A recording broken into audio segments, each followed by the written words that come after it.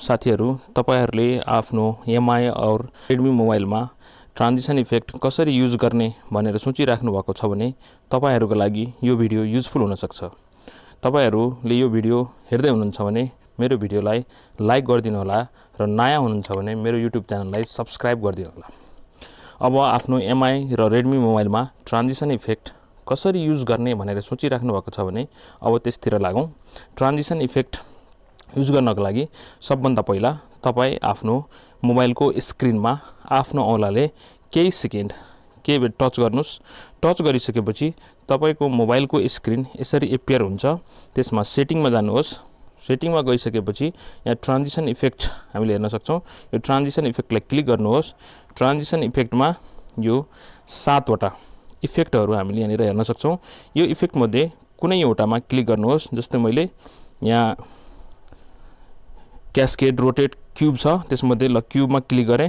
क्यूबमा click गरिसकेपछि यहाँ डनमा click गरे। त्यसपछि यहाँनिर माथि डन छ, त्यहाँनिर मैले डनमा क्लिक गर्छु। क्लिक गरिसकेपछि अब यसको एपियरेन्स कस्तो भयो त नि ट्रान्जिसन इफेक्ट हेरौँ है त। यस्तो छ, यसरी इफेक्ट भयो, यसको इफेक्ट यस्तो भयो, यसरी ट्रान्जिसन इफेक्ट युज भयो। त्यस्तै गरेर हामीले अर्को ट्रान्जिसन इफेक्टलाई युज गर्नु पर्यो भने फेरि हामीले के गरौँ भन्दाखेरि आफ्नो मोबाइल स्क्रिनमा आफ्नो औंलाले केही सेकेन्ड टच गरौँ। सेम प्रोसेस पहिलाको जस्तै। फेरि सेटिङमा जाउँ। सेटिङमा क्लिक गर्ने। सेटिङमा क्लिक गरिसकेपछि ट्रान्जिसन इफेक्टमा क्लिक गर्ने। ट्रान्जिसन इफेक्टमा क्लिक गरिसकेपछि यस्तो ट्रान्जिसन इफेक्टहरु एपियर भएको छ। अब हामीले अर्को ट्रान्जिसन इफेक्टमा क्लिक गरौँ। जस्तो मैले रोटेटमा क्लिक गरे। रोटेटमा क्लिक गरिसकेपछि यहाँ डनमा क्लिक गरे। त्यसपछि यहाँ डनमा क्लिक गरे। अब यहाँ हेरौँ कस्तो इफेक्ट युज भयो ट्रान्जिसन इफेक्ट। यसरी ट्रान्जिसन इफेक्ट यहाँनिर हाम्रो मोबाइललाई एट्र्याक्टिभ वेमा देखाइराखेको छ, हेर्न सक्छौं हामीले एट्र्याक्टिभ वेमा। फेरि हामीले यो ट्रान्जिसन इफेक्ट बाहेक अर्को युज गर्न खोजिराखेका छौं भने फेरि हामीले आफ्नो मोबाइल स्क्रिनमा आफ्नो औंलाले केही बेर टच गर्ने। टच गरिसकेपछि यस्तो स्क्रिन एपियर हुन्छ। फेरि सेटिङमा क्लिक गर्ने। फेरि ट्रान्जिसन इफेक्टमा क्लिक गर्ने। आफूलाई मन परेको कुनै ट्रान्जिसन इफेक्ट हामीले युज गर्न सक्छौं। जस्तो मैले यहाँनिर पेजमा क्लिक गरे। पेजमा क्लिक गरेर डन क्लिक गरे। यहाँ पनि डन क्लिक गरे।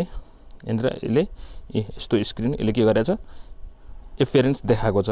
यसरी हामीले जुनसुकै ट्रान्जिसन इफेक्ट यो 7 वटा मध्ये आफूलाई मन परेको युज गर्न सक्छौं र हामीले यसरी ट्रान्जिसन इफेक्टको युज गरेर आफ्नो मोबाइललाई एट्र्याक्टिभ बनाउन सक्छौं।